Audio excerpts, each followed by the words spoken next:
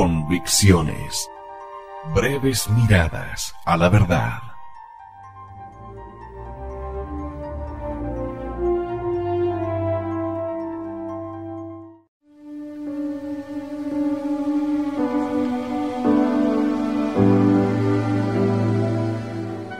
La Cristiada Mexicana, de Andrés Ascue. La Segunda Cristiada. Los arreglos devuelven temporalmente los sacerdotes a sus parroquias. El culto se reinstaura, pero en ningún momento se suprimen las leyes anticlericales. Los jefes cristeros han desmovilizado sus tropas, sabedores de que el ejército revolucionario no ha enfundado la espada. Una tensa calma presagia que la revolución no ha sido vencida.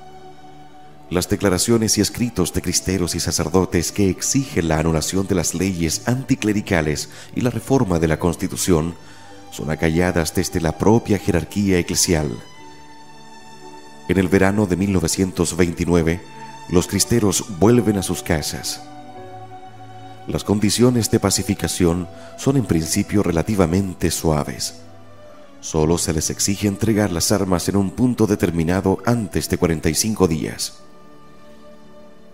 Sin embargo, el ejército se apresta a prepararse para otra posible guerra. Miles de hombres son empleados en la construcción de carreteras para poder desplazar rápidamente tropas a las poblaciones rurales. En todos los pueblos se colocan destacamentos compuestos de un capitán y 50 hombres. Mientras que a los cristeros se les exige la paz, el ejército gubernamental se prepara para la guerra. Pronto se inicia la persecución y el asesinato sistemático de los jefes y caudillos cristeros. Algunos oficiales federales avisan a los propios cristeros del riesgo que corren sus vidas si permanecen en sus pueblos. La primera víctima ejecutada por orden de la Secretaría de Guerra es el padre Aristeo Pedrosa, general de brigada de Los Altos, el 3 de julio de 1929. Esta muerte es seguida de los asesinatos de los jefes cristeros de Guanajuato, Luciano Serrano, Primitivo Jiménez y José Padrón. En Zacatecas caen asesinados casi todos los caudillos cristeros, entre ellos Pedro Quintanar, héroe de la primera cristiada y uno de los primeros alzados, y Porfirio Mallorquín.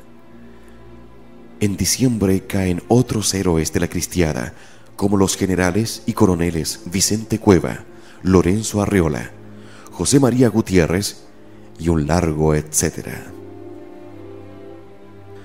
La carnicería selectiva prosigue durante varios años. Los asesinos enviados por las autoridades revolucionarias no solo matan a los jefes, sino que también cae asesinada tropa cristera. El 14 de febrero de 1930, en San Martín de Bolaños, mueren asesinados 50 veteranos cristeros. Entre las 1.500 víctimas que causa esta carnicería, 500 corresponden a jefes cristeros, desde el grado de teniente al de general. Normalmente estas graduaciones corresponden a caudillos naturales que fueron emergiendo a lo largo de la cristiada. Los arreglos habían garantizado a los cristeros su incorporación a la vida civil, pero sus enemigos, al verlos desarmados, les amenazan constantemente. Muchos de ellos huyen a los Estados Unidos, al desierto, o se ocultan en las grandes ciudades. Los supervivientes de Jalisco se refugian en San Luis de Potosí, donde los ampara y protege el general Zedillo. La normalización de la vida se hace imposible. ¿Quién puede impedirme que me levanten armas para escapar de ser asesinado en mi propia casa? Por lo menos, que se nos permita defendernos.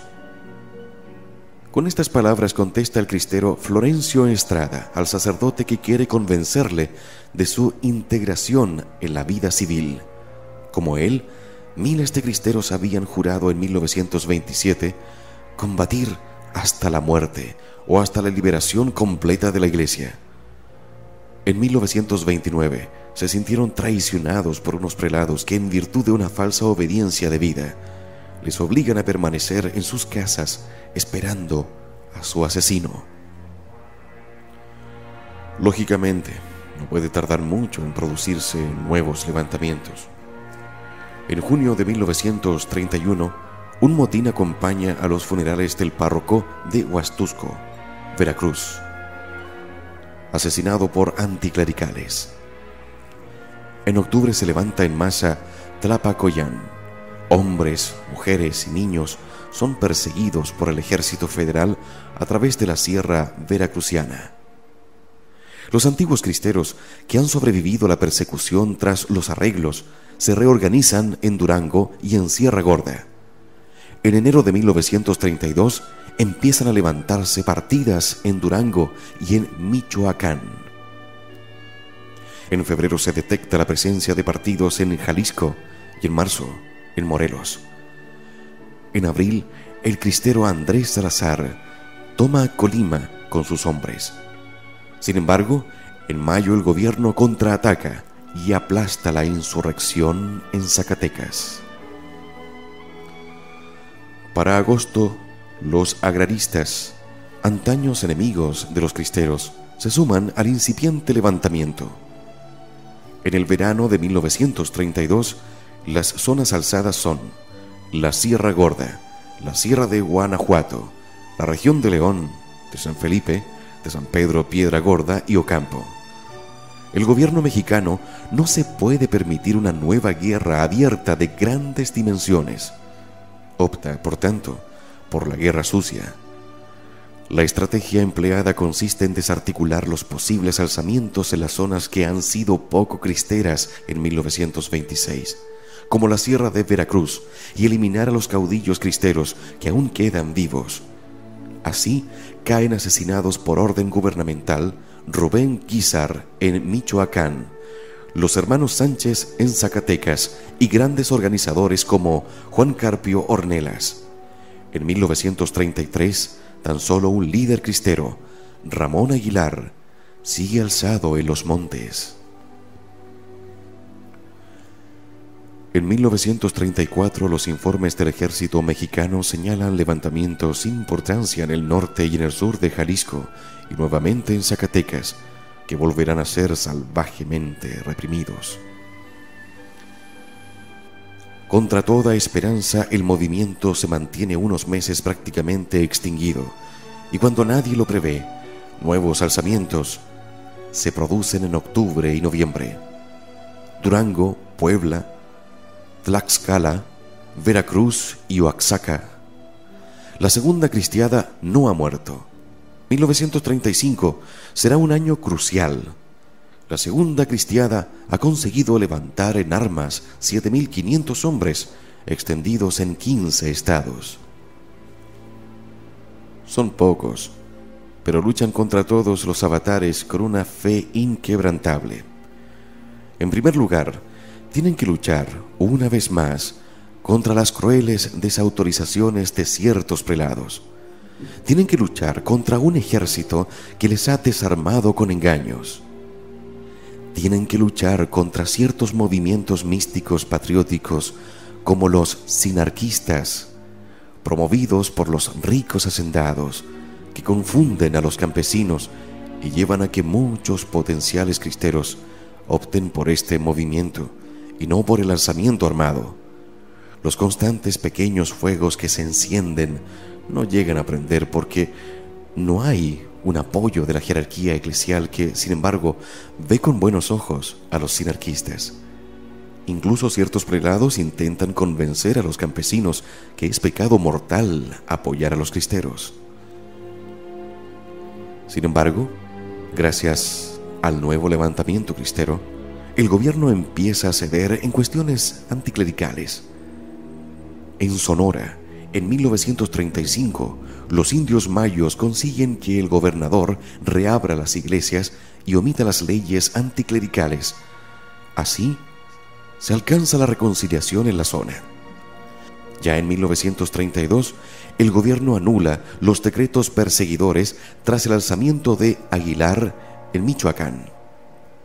Los alzamientos en Oaxaca y en Colima, en 1936, liberan estas zonas de las leyes anticlericales. El cese de la persecución por parte de Cárdenas, nuevo hombre fuerte de México, mucho tiene que ver con ello. En 1937, reabiertas muchas iglesias, los pueblos dejan de apoyar a los cristeros, olvidándose de que han entregado todo para que vuelva Cristo a los sagrarios. Solo unos auténticos titanes irreductibles permanecen armados en las montañas luchando por la derogación total de las leyes anticristianas. En el norte de Puebla hay partidas hasta 1938, en Durango hasta 1941. Al pacificarse muchas zonas, el ejército puede concentrar sus fuerzas en la lucha contra los últimos cristeros. Caen los últimos grandes jefes: Ramón Aguilar, José Velasco, Florencio Estrada, Martín Díaz, Trinidad Mora, David Rodríguez, Laura Rocha. Solo Enrique Morelos resiste en Morelos hasta 1938. El ejército declara pacificada definitivamente la zona de Jalisco en 1940. El último cristero, Federico Vázquez, se rendirá en Durango en 1941. Pero la revolución no puede permitir ni un solo tizón encendido. Federico Vázquez muere asesinado por el fuego cruzado de 10 asesinos enviados por el nuevo gobernador. Muere asesinado sobre su legendario caballo, el Quelite, con el cual había recorrido las sierras con los estandartes de Cristo Rey y de la Virgen de Guadalupe. Se han hecho mitos de las vidas y muertes de personajes como Zapata o Pancho Villa, pero la vida y muerte de estos mártires de Cristo Rey la supera con creces, aunque la Revolución Mexicana se ha encargado de enterrar su recuerdo.